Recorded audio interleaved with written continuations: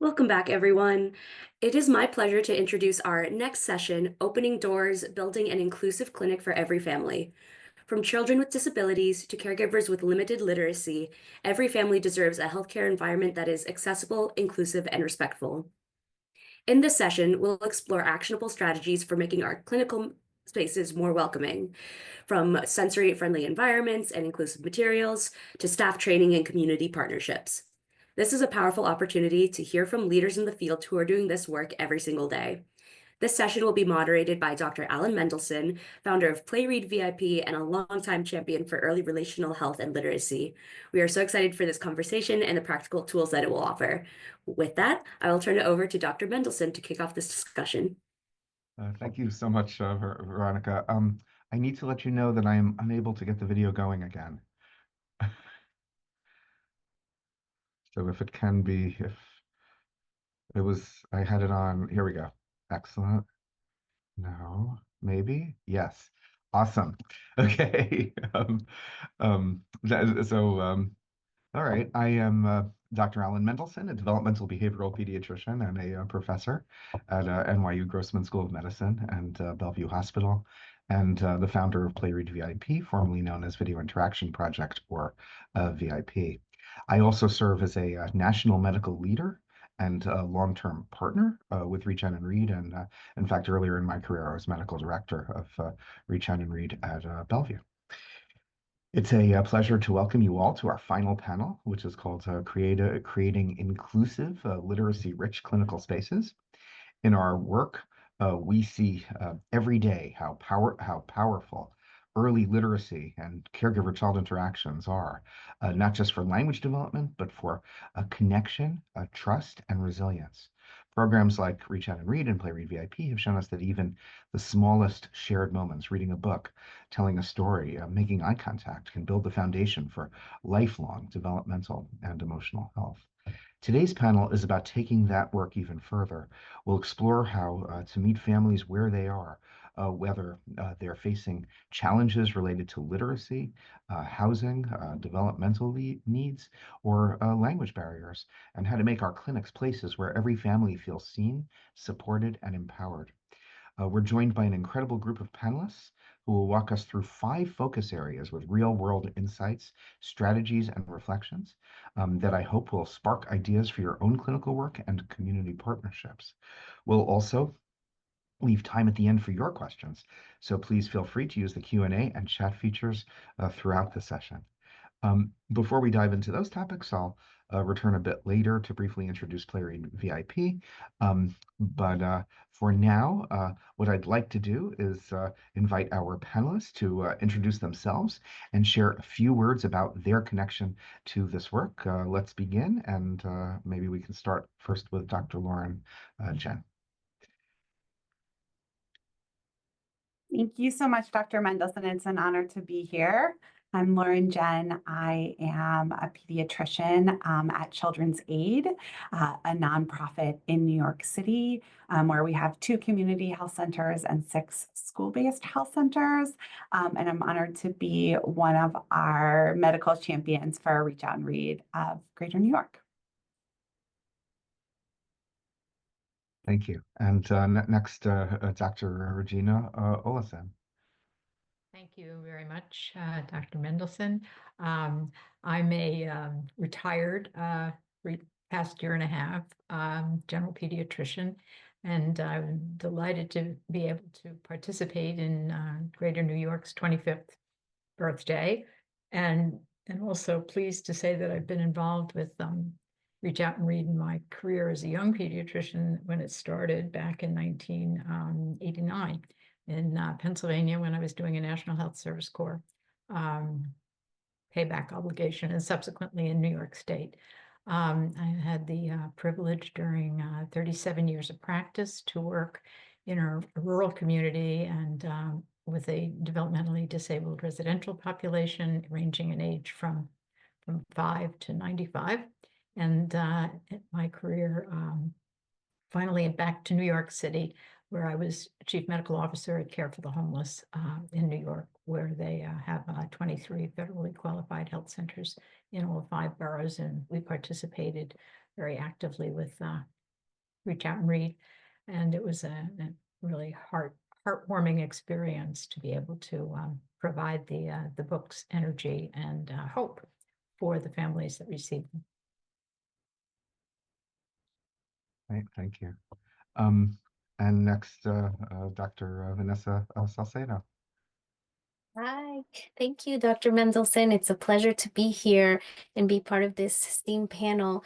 I am a general pediatrician and VP of Pediatrics and Health Promotion at Union Community Health Center, which is a federally health qualified center in the Bronx.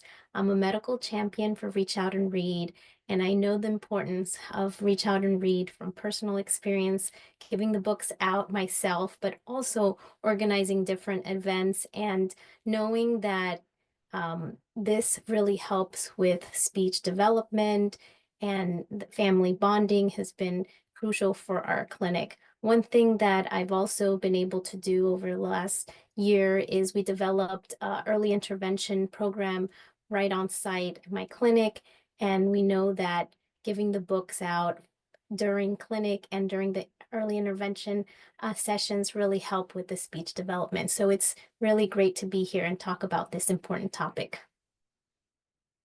So thank you. And finally, we will hear from Dr. Genna Ableman. Thanks so much. It's an honor to be here.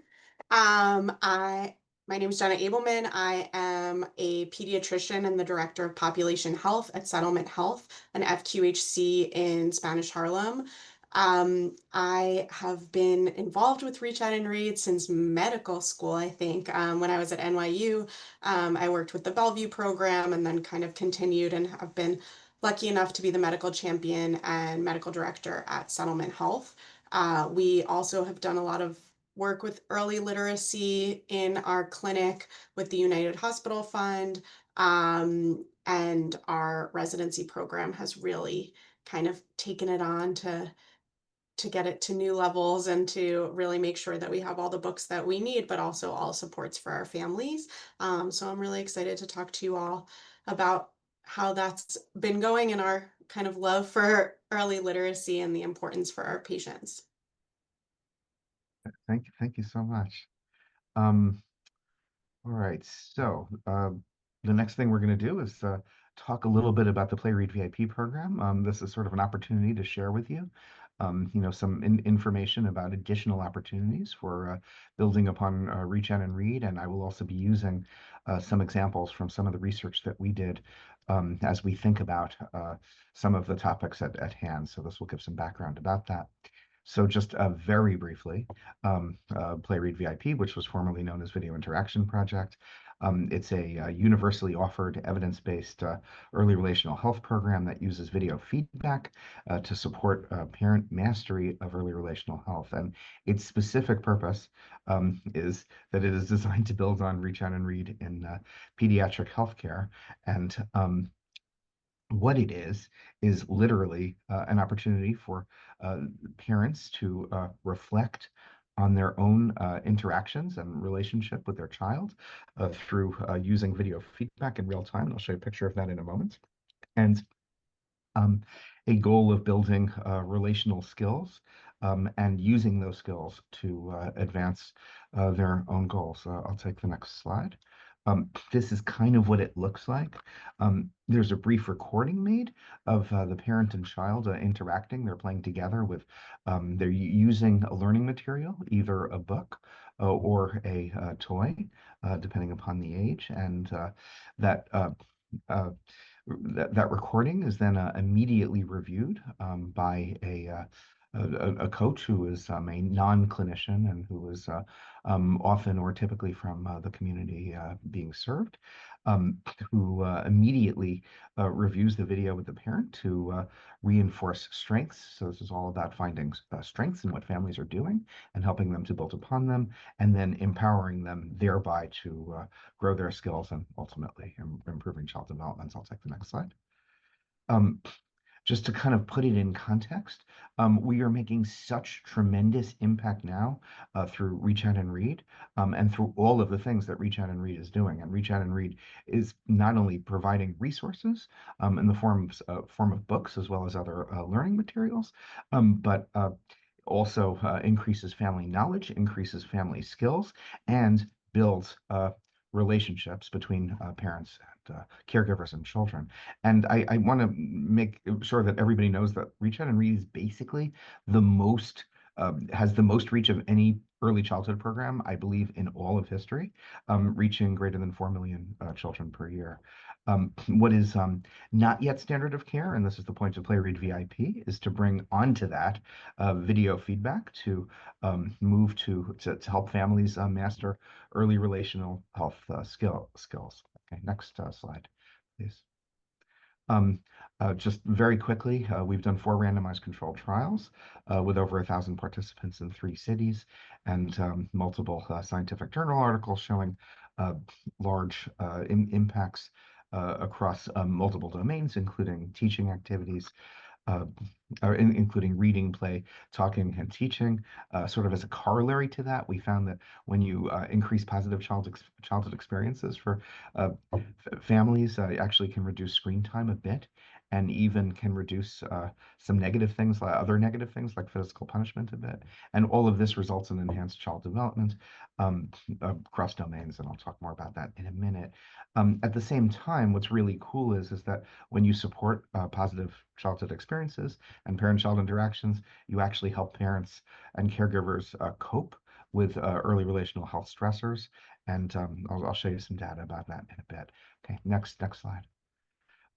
Our key takeaways are sustained impacts, in which what we've been able to show is that early findings of changes in parenting subsequently result in enhancements in language, literacy, math, and attention in 1st grade. And we've been able to show in our implementation sites enhancements in early relational health after a single visit. Next slide, please. And finally, this is what that looks like, which I was sort of saying that, what we see is that this early effects, lead to cascading impacts, and that is happening in Play Read VIP, and it is what is happening in Reach Out and Read. Okay, and I'll take the next slide. And okay, so we will therefore move to talk about each of these 5 topics. And in each of the topics, I'm going to try, or at least in some of the cases, to give at least a little bit of background and a little bit of data. And then I'm going to turn this over to the panelists, and I'm going to be a lot more quiet than I've been so far. Okay, so we want to first talk about promoting reading aloud for caregivers with low literacy. And I know that there was an earlier panel, I think, in the morning that talked about some of these issues a little bit. I'm going to give some data that will kind of add to that. I'll take the next slide. So this is actually data from Brazil. It was a what's called a cluster randomized controlled trial where early child care and education centers serving 2 to 4-year-olds were randomized to get or not get a group-based model supporting reading aloud that was heavily informed by both Reach Out and Read and to some extent by Play Read VIP. And those programs, what that program consisted of was a book lending program. There weren't enough resources to give families books, but nonetheless we were able to lend them and get them back. And then workshops with families, and you can sort of see sort of the centers and what that kind of looks like in the workshop below. Next slide. And so I want to show you this data about literacy, because I know this is something that we so worry about. And here, what this is showing, and I know it's a little confusing, but this is showing, the degree to which the parent was engaging in sort of reading activities and cognitive stimulating activities, and looking at low literacy, families with low literacy, And low literacy here was really not being able to read almost at all. That is how low this was, versus families with higher levels of literacy. And the green are showing the program, and the blue are showing the controls. And what this is showing is that if we look at families with low literacy, you can see the difference between that A and B. Okay, it's like there's a difference there. And if you look at those with higher literacy, you can see a difference. And what's remarkable is that the effect of this program, so of supporting reading aloud, it's a group-based adaptation, but same principles, resulted in enhancements in parent-child reading aloud, including interactive reading, at the same level for those with low literacy and for high literacy, and that for those with low literacy, the effect was big enough that it brought families who otherwise would have been very low to actually comparable levels to where they would have been with high literacy. Just to give the short version of this. Next slide. Okay, and finally, this is showing the same thing was true with child outcomes. We saw like basically the same level of child outcomes related to reading aloud, regardless of family literacy level. And so, with that in mind, what I want to do next is to ask our panel to comment on their experiences with families with children with low literacy. And I think I'm going to ask Dr. Ableman to start. Thank you so much. I think that data is really kind of eye-opening to, well, would be eye-opening to most, but I think is something that we see every day in practice. Like I said, I work at an FQHC, so a federally qualified health center. The majority of our patients are have low literacy, and so a lot of our patients are recent immigrants. A lot of them have not completed high school, let alone college or anything higher, and some even lower than that. And there are several patients that, or parents, I should say, that do not read.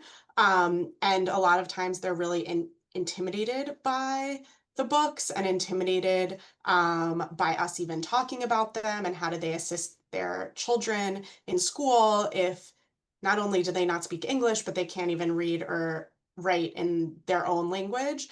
And a lot of it is really showing using reading loosely. So to show that they can still interact with a book without actually knowing the words. A lot of especially early literacy is not, the words don't really matter. You can make up your own story. You can ask questions about the colors and the shapes and the animal sounds and everything else related to the book. Obviously, I can read and I have fairly high literacy, and even reading with my son, we very rarely read the words on the page because he wants to control the story, and a lot of children do. And so that's building more of a relationship with your child and improving that relational health than just reading the words and not actually having that experience. And so I think that and a lot of the books that we use also have very few words, and they can help teach the patients and parents how to read in the process as well as the kid learns how to read. And I think that that's really, really important. Another partnership that we have is we work really closely with the New York Public Library. I saw in one of the other pictures that they have the same couches at their clinic that we have, that we got from the New York Public Library. So I think that several other clinics also work with them. They have wonderful resources, and a lot of them also have adult classes. So when you bring your child for like free after school or programs at the library, you can also get either ESL, like English second language classes, or additional help for the parent. And so to promote them to going to those things for their kid, maybe then that's less intimidating to get the help that they might benefit from.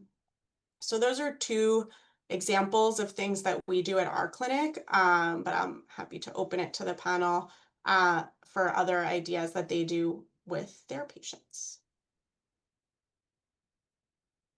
Would anyone else like to comment on their experiences? I guess a question that I have is when you provide a book for a family and that for a caregiver who really cannot, has had, has real challenges with reading, like what is their response to that? And are they skeptical of it? Are they excited about it? And how do you work with a parent in that circumstance? I can offer some, from years of having parents who were not readers be surprised at the enthusiasm that a child has for a book.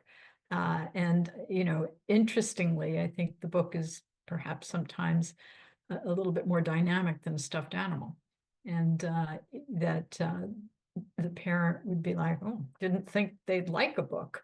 And that kind of gives the opportunity to have a conversation and to say, well, you can talk through the book and talk to your child, and well, she's not or he's not going to talk back to me, and well, no, but my goodness, look at all the things that you can show them about the world, and they're very good listeners, and that was also, it was kind of a line that I think someone else made, and I adopted as part of my my story with a certain type of interaction, and it seemed to I guess resonate perhaps with a certain segment of non-reading, predominantly mothers. Most of the parents that presented with the child were the mothers came. Rarely was there a father that came. So I think that too is somewhat typical. Thank you. And I'll just read the comment from Sally Page Gertz. I use the approach of book sharing rather than reading and pointing or naming things, inventing stories to go along with the pictures, etc. So thank you for that. Right. Well, we're going to move on to where we're covering multiple topics in this session, so we will move on to the next one, and the next one is foster care and unstable housing. Sorry. And here, maybe we can have the next slide. I just want to note that I'm just going to start just by noting my own experience with the Play Read VIP program. We've now been delivering to a lot of foster families, and I'm really interested in hearing about the Reach Out and Read experience more broadly as well. A lot of our experience with foster families has well taken place in Children's Aid, which we'll hear more about, I think. But there are many different considerations and issues that's for sure. Where one is thinking about delivery of the program, whether Play Read VIP or Reach Out and Read, to both biologic, to foster parents as well as to biologic parents.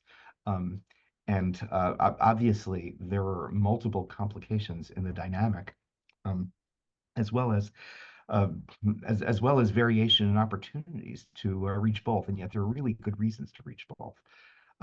We'll sort of note that supporting early relational health through providing a children's book and supporting reading aloud really aligns, I think, and I'm really interested in hearing from our panelists, with child protection goals generally, including family reunification, to the extent that we can help both sets of parents, biologic and foster. It can obviously be helpful in either case. And we've been doing a lot of adaptations to deliver Play Read VIP, where we try to reach both sets of families. We try to have some, when we can, have delivery during biologic family visits. We do video recording, so that's another complication, and we actually use caregivers' phones to do the video recording, because otherwise there are all kinds of issues and rules for us. But that is a complication that is not the case for Reach Out and Read. So what I want to do is turn this over to ask Dr. Jen and ask, well, how can we shape the clinic experience to support children in foster care and unstable housing? Thank you. I loved seeing that photo of our Play Read VIP coach here in our Bronx Health Center. It was really a wonderful program to be able to see them interacting with both foster families and biological families. I think the question about how to shape a clinic setting that's inclusive for families in foster care is some kind of simple things of accepting that you're going to have may have a lot of adults in one room for one child.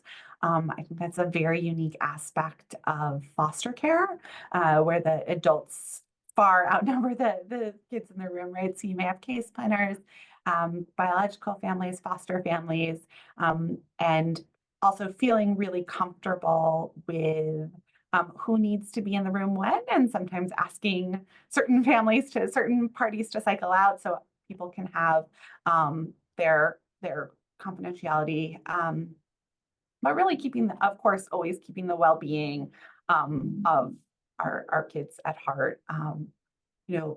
Foster care admissions in New York City are trending down. ACS has been working very, very hard in preventing kids from entering the foster care system. But see, there still are those placements that have to happen.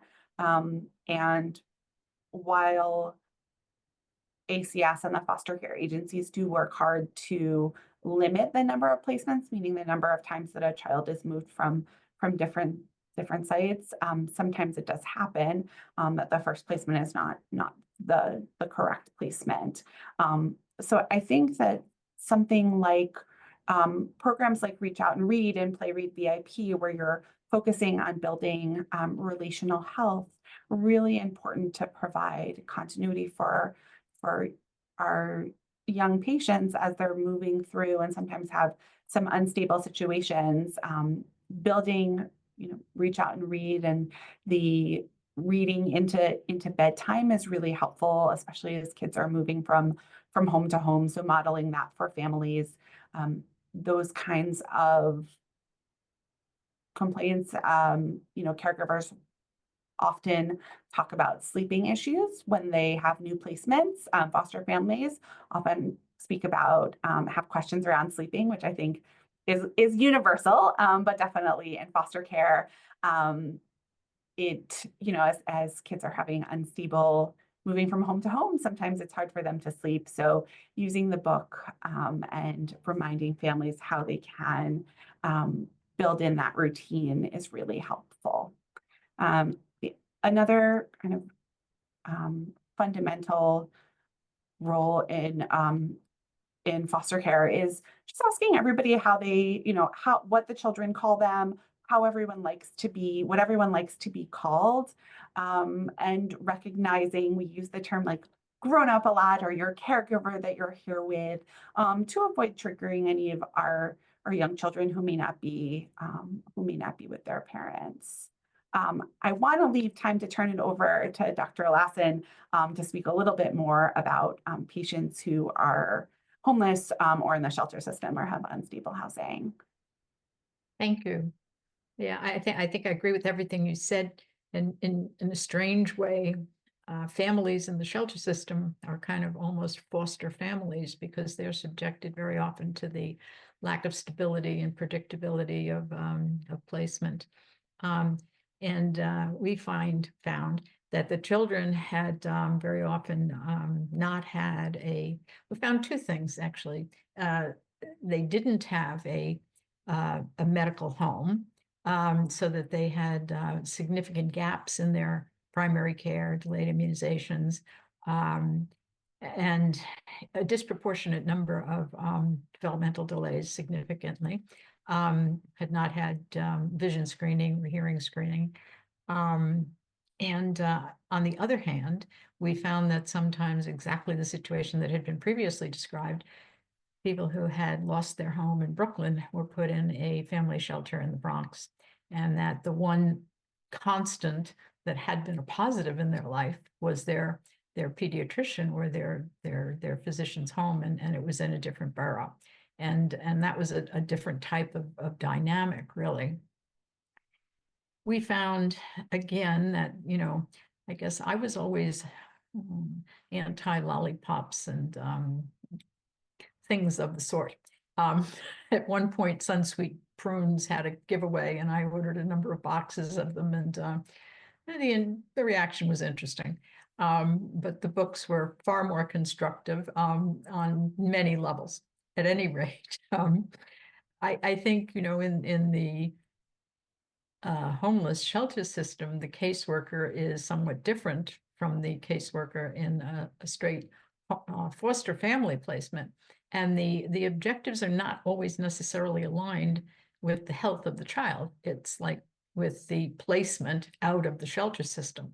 So many referrals were not followed up on due to conflicting appointments, and the social welfare agency appointment frequently would, and on some levels, understandably, take precedence. And this was an ongoing and continues to be an ongoing problem, really. I think the concept of a medical home, virtual, real, is absolutely sort of essential. And the other is that, the idea that while in a shelter, it can be a resource center of positivity, really, for the family and for the child. And that was a big area that we promoted, in particularly the family shelters, where a number of our providers even had these sessions where they would have adolescent girls or boys or mixed kind of pop down on a Friday, after school, and they'd sit in the waiting room and have a hopefully constructive chat session, but that it was seen as a safe place and a place where they were appreciated. And I think that was huge, really huge. Obviously, they were over the age of receiving books, but very often, and interestingly, they knew about the book program, the Reach Out and Read program, and would ask if they might take a look at what we were offering. And that may also have been reflective of their own reading ability, say, when they were in the 3rd, 4th, and 5th grade, that in fact they were not reading at that level, and that the preferred reading comprehension was at a considerably lower level. And finally, really considering children in foster care to be children with special health care needs because of the trauma, and much of it not known because of the difficulty of coordinating and obtaining all the records that predated the initial evaluation, but that really puts a lens on foster care placement and children, and also the comparative trauma for both the biologic parent and the foster parent when a transition occurs. The foster parent and the child and the biologic parent can all feel a sense of loss with what might be a very positive transition, really, but that the difficulty can be in some way navigated constructively, hopefully, through a pediatrician's office and auspices. Thank you for all of those insights. Maybe we can have the next slide. Okay, so we're going to talk briefly about families with children with developmental delays, and what maybe we've learned about working with families with children with autism and other developmental disabilities.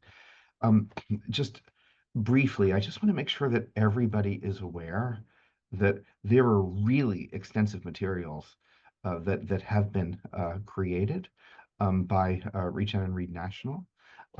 And they range from intensive guides to literacy promotion in the context of the developmental disabilities, significant resources for training providers and resources for use with families. So these are out there. Go to the Reach Out and Read national website. We can also probably send links to these, I think, to participants.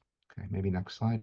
I just want to kind of mention, just in passing, that the way families experience, this doesn't exactly go on the slide, but what I certainly see, and I see it in Reach Out and Read, and I see it in Play Read VIP, is that families really experience, being given a book or a toy and being supported and engaging in sort of positive, behaviors with their child.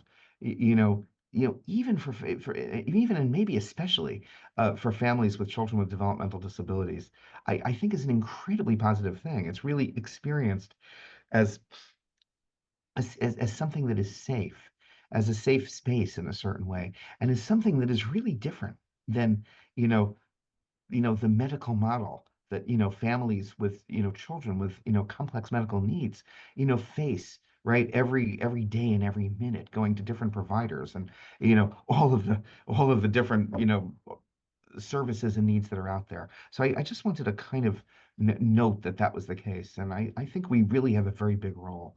Okay, I want to ask Dr. Salcedo, how do you think we can shape the clinic experience best to support children with developmental delays? Yes, thank you, Dr. Mendelsohn. And you said it, it's, me as a pediatrician, one of my primary goals is to foster an environment where all the children are supported, especially those with developmental needs, and make them feel welcome, comfortable, and supported.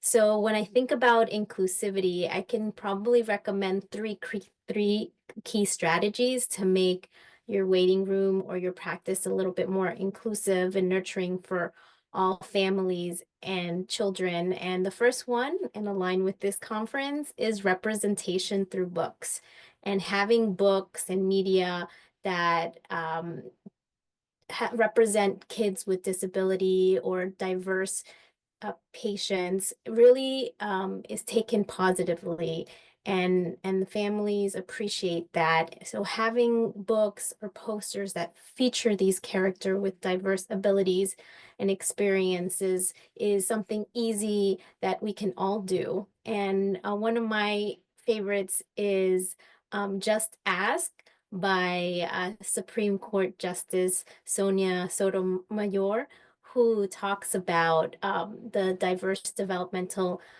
children and having that as their superpower. And on top of that, she's a Bronxite, so we love to have her book in our clinic. But representation really enforces that these differences are normal and fosters that acceptance among our families and children. So that's the first recommendation. The second one would be providing sensory-friendly waiting spaces. And it doesn't have to be extensive, but children with developmental delays often experience sensory sensitivities that make busy waiting rooms challenging. So providing sensory-friendly toys such as fidget toys, tactile balls, puzzles specifically designed for calming and engaging. They don't have to be expensive. You could keep them clean and sanitized easily. So those are some things that you can do and provide for your clinic and waiting areas.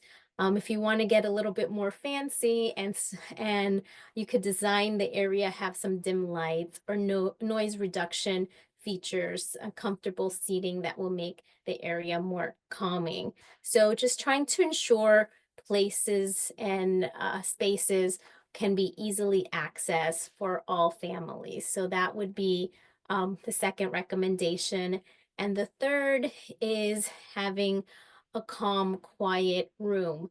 For instance, if that exam room is not available yet, having a separate dedicated calming room that can be a great resources for a child who is experiencing extreme stress with their caregiver. And in our clinic, we have it as our calming dash isolation room, and we use it different seasons for different things, but we do have a room that we can use for families. And so just it's the same concept. Just consider having it just comfortable. You can have some of these books, you can have some of these toys, and even more importantly, you can train your staff to gently offer these spaces. And this signals to the families your understanding and support. But really, by thoughtfully implementing these simple strategies are very impactful, and we send a message that every child is welcome and understood and supported at your clinic. So those are some of the 3 strategies that I would recommend and that we try to do in our clinic. I mean, I have a big goal, pie in the sky, one day have a whole sensory room waiting area, but we don't have the funding yet. So in the near future, but these are small things that we all can do to make it a welcoming environment for all children. Thanks, Dr. Salcedo. I think we will move on to the next topic so that I keep us make sure that we have at least a little bit of time for a Q&A. So our next topic is language diversity. And I know that this was discussed this morning a bit as well, but we just wanted to highlight that there's like an amazing resource out there, which is the Book Buying Buddies program. This has been a game changer in getting diverse, bilingual, and culturally reflective books into the hands of families.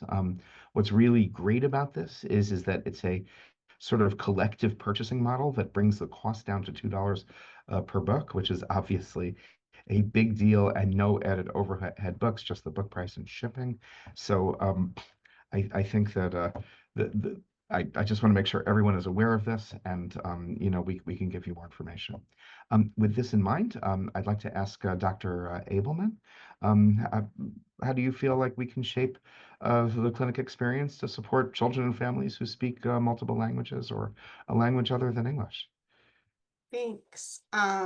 So one of the things obviously is having diverse books and to making sure that we have books in multiple languages. At our clinic, the large majority of our patients speak Spanish, but we do have a growing and fairly large Arabic population. And so we have really worked to try to also get Arabic books or books that are bilingual, so English and Spanish or Arabic and English. And those have actually, parents have been really excited to get those because then they feel like they're also learning English.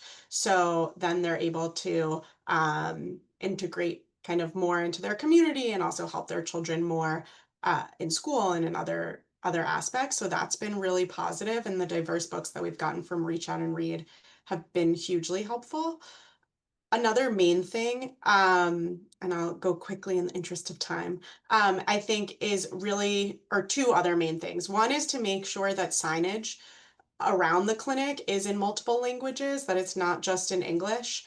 So again, because our main languages are Spanish and Arabic, we do have growing Portuguese, so we're starting to have that in our signage as well, but everything we distribute, all of our documentation, signage is at least an attempt to be in all of those languages. And the same thing that if we give patients information, for instance, we just redid our vaccine schedule information for parents, and it's in all 3 languages to provide to new moms and parents at their well child visits.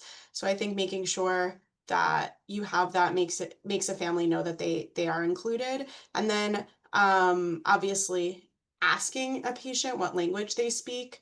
I think that most of the time I think everybody kind of does that, but sometimes if a patient responds in Spanish or responds in English, then you'll just assume that that is the language that they feel most comfortable in, especially for their medical information to talk about their child. And I think just asking the patient, what language would you like to communicate in or would you like to speak in, is huge. A lot of times we have patients who may speak or understand some Spanish, but that's not their primary language. Their primary language is a dialect, Mixteco or something else. And so to make sure that you speak to them in that language is really, really helpful, because then things get lost, and a lot of times then you end up with more problems. But I think those are some like small things that you can do that we do at our clinic that make it a more inclusive environment.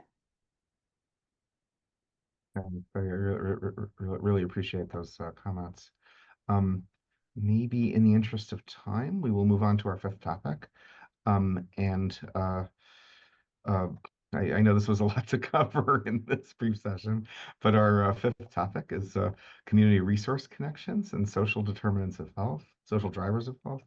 And maybe, so by way of introduction here, I want to highlight some research that I think everybody should really know about. You know, what we do when we provide a book for families and we help families to share that book with their child, we actually buffer against the negative impacts of adverse childhood experiences or ACEs. That is a remarkable statement, and yet it is true, and it's been shown in lots of data. And there have been a number of studies, but sort of one of the first that came out was from Dr. Christina Bethel at Johns Hopkins. And what she and her colleagues did was to look at like large data from across the US and was able to show that regardless of whether you had high ACEs or you had lower levels of ACEs, that supporting connection, supporting early relational health, in essence, was associated with what she referred to as flourishing. I just cannot overstate how important I view this. And the next slide. And here, what I want to show you is this is from like some of our data from Play Read VIP, and it equally applies to Reach Out and Read. And I just really want to highlight this. What we were able to show is that, and this is an experimental study, like in a randomized design, that when you support reading, play, teaching, and talking, okay, that in turn buffers against the effects of ACEs. It leads to reduction in caregiver stress, reduction in depressive symptoms, and together that results in improved outcomes for children. So randomized designs have actually shown that reading aloud buffers against the effect of ACEs on families by supporting early relational health. So I just want to mention that. Okay, if we can, I'm now going to turn to Dr. Jen, and I was wondering if you could comment further how your site has grounded the work that you do with early literacy as a key social determinant. Are there any community resources or community partnerships that you've utilized that you want to tell us about? Thank you. I believe like Dr. Ableman and Dr. Salcedo mentioned earlier, we have really utilized our connection with the New York Public Library. They provided resources to enhance our waiting area, to make a literacy-rich waiting area. They were here to sign folks up for library cards, and then have also helped with a lot of adult education programs, programs for our adults to know their rights, programs for our teens as well. I know we're talking mostly about early relational health now, but the public library system has just had a great impact on our center. They, in addition to helping us build a literacy-rich waiting area, they also, one of our sites had a couch, and so they said, actually, we would like a kitchen and a sensory mat. So that waiting area now has a play kitchen and a sensory mat, which is really, really fantastic to see that creative play, and then also to let our kids and adults enjoy stomping on the lights of the sensory mat. Another community resource here at Children's Aid that we're very proud of is mybronximpact.org, which is part of the Find Help network, used to be, as well as the Aunt Bertha network. And they use this network as a place where you can point your patients if they need a diaper bank or food, if they need healthcare for adults, things like that. So I would definitely recommend bookmarking that one as a provider to share with families if they are looking for resources. I could go on and on, but I think in the interest of time, I will stop so we have time for some questions. Well, thank you. And hopefully we'll have time for everybody to comment further during this Q&A, which we can start right now. So we've covered a lot of topics. I guess the question for I'd now like to open this up for Q&A from our participants. The way to do that is to place them into the Zoom chat. And to get us started with the Q&A portion, I would love to pose the question. This is something that's come up a lot in conversation with our sites across the greater New York. What are some of the common barriers that you're seeing that prevent clinics from being fully inclusive or accessible to families? And do you have some easy to implement strategies to overcome those barriers? I think it's been touched on a little bit, but would love to hear more insight from the rest of the panel.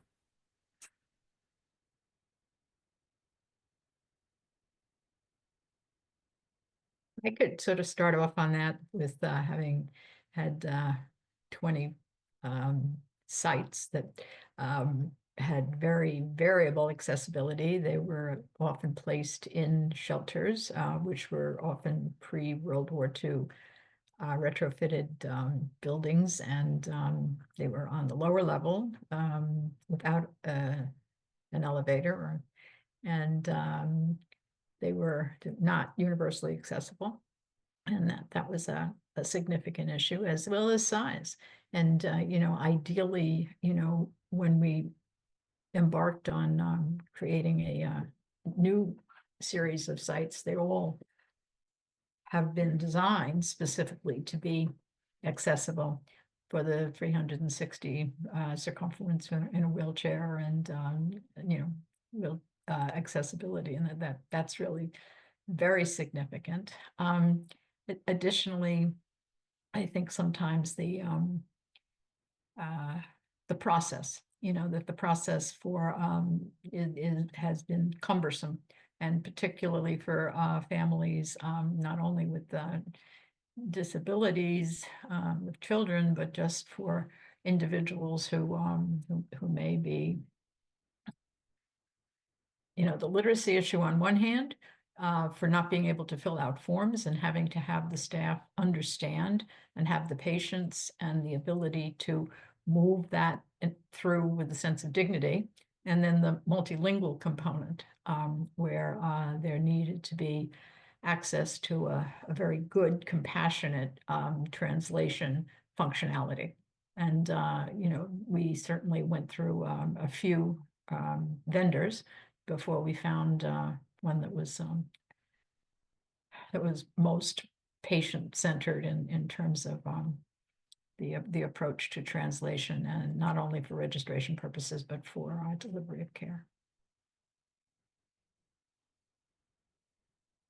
Talking about the translation piece, and just to piggyback on a couple of things you said, one thing that we found is exactly that sometimes, especially the phone translation, is a little bit difficult, and patients don't like it frequently. I have, instead of using that, like, let's use the 10-year-old older brother or whatever, which obviously is not ideal. So we've really tried to have in-person translation. So all of our medical staff speak Spanish and act as in-person translation. We also hired community members that speak Yemeni Arabic, because the Arabic on the phone, like, it was not working at all.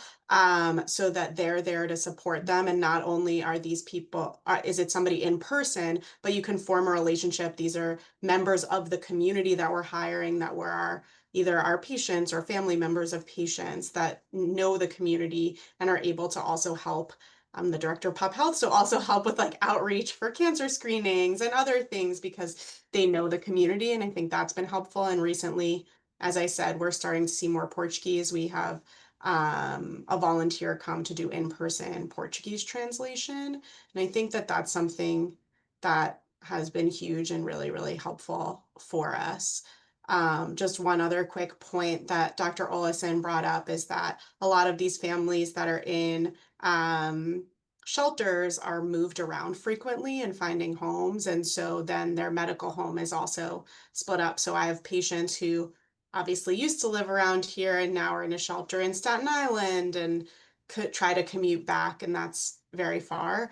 And so really just trying to be as flexible as possible for these patients, that they can come anytime if we have to do a video visit instead of having you come in person because it's going to take hours to get here, like to really try to make your clinic and your staff as flexible as possible because they're already dealing with so much, and to have that stability and support of their medical home is so important. So even if every few weeks or even weeks sometimes they're transferred to a different shelter, at least they have some type of support is critical. Another thing that we found, and it was like a new disparity, was the good news was we created a patient portal, which is, an asset as long as the patient, has an iPhone. And the unfortunate part is it's all in English. And that remains a major challenge. Now, interestingly, what's coming out now, and this is an article that I think could be shared after the conference from the NIH on the use of AI in for language diversity primarily. And it is certainly not a panacea, but it offers partial solutions to some of these problems. The cultural sensitivity and competency is something that needs to be worked on, as well as confidentiality and a number of other elements. But I think down the line that may be something that could be beneficial. I have, oh, sorry, go ahead. Dr. Mendelsohn, did you see the question that was popped into the Q&A box? No, I don't see that. Okay, we have a great question from Andrea. Awesome. She has a large population of adults and children with disabilities and wants to make the most impact with a small budget. So what would be a great item to purchase for the waiting room to make the most of the funding available? Really depends upon the type of disabilities, I think. I mean, that there's a difference between having a large population of children on the autism spectrum with variable manifestations of that versus cerebral palsy and mobilization issues. So I guess that would be like the question back. I know for many individuals with autism and hyperexcitability, one of the things that had been done at the facility where I was medical director prior to working at Care for the Homeless was, interestingly, the LED lighting, so that it was not an intense lighting, and then also put it where you couldn't change it and didn't have that option, putting like kites and colored kites over bright lights to dim them and give sort of a sensory change to the room, were things that we were able to do. Like I mentioned, we love our sensory map. That has been really great for some of our young patients with autism. We really the fidget toys have been great, and also sunglasses. But I just learned about this kite trick, so that's something we can try too. But sunglasses for some of our kids, they've really enjoyed those.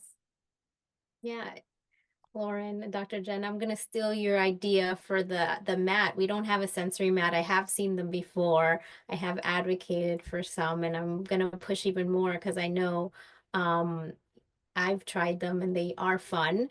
One thing that we do have in our clinic are, and I don't know what they're called, but those sort of interactive toys with wheels and gears on on the wall. So that usually is really helpful, is easy. They don't leave, because that's the other problem with some of the toys, that the kids, maybe they won't leave the waiting area, but also having the toy not go, having the child not, oh, excuse me, I'm sorry, having the child give back the toy is one of the biggest problems. We know it won't leave the clinic, but just having them give it back. So that's another way that, they know that it's there, and they could come back next time and it'll still be there for them to play with. So it is a little bit more costly, but it's worth it, and it's easy to clean. So that's one thing that I recommend.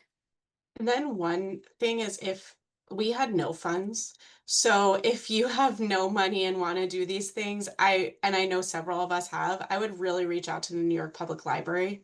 They are the ones who bought our couches, bought our interactive toys, bought the sensory mats, bought toys and things, and we just actually opened a new site, and they were like, yeah, of course, whatever you need, we'll come look at the space to give you options of what you can use, and they will provide a bigger budget than you likely will get from your administration.